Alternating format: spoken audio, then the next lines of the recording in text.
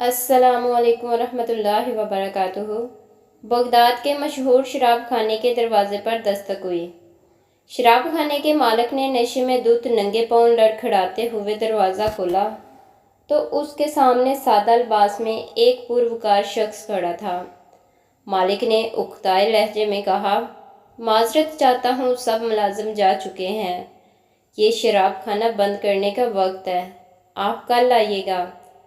उससे पहले कि मालिक पलटता, अजनबी ने उसके कंधे पर हाथ रखकर कहा, मुझे बशर बिन हारिस से मिलना है। उसके नाम बहुत अहम पैगाम है।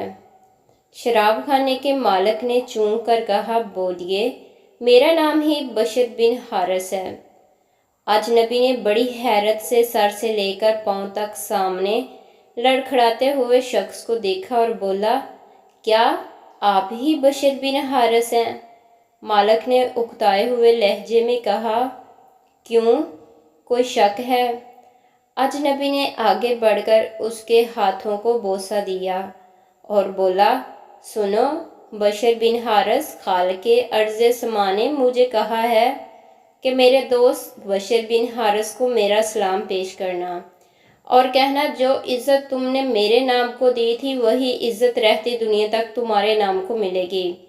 इतना सुनना था कि बशर बिन हारिस की निगाहों में वो मंजर घूम गया जब एक दिन हस्बे मामूल वो नशे में धुत चला जा रहा था कि उसकी नज़र गंदगी के ढेर पर पड़े एक कागज़ पर पड़ी जिस पर इस्म अल्लाह लिखा था।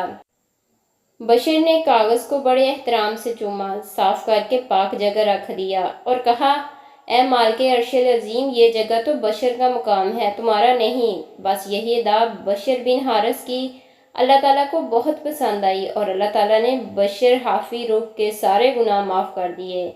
जिस वक्त आपकी तौबा कबूल हुई उस वक्त आप नंगे पाँव थे और सारी ज़िंदगी नंगे पाँव चलते रहे। जिस गली से आप गुजर जाते थे उस गली में कभी किसी जानवर ने गोबर नहीं किया। नंगे पाँव चलने की वजह से आपका लक़ब बशर हाफी पड़ गया।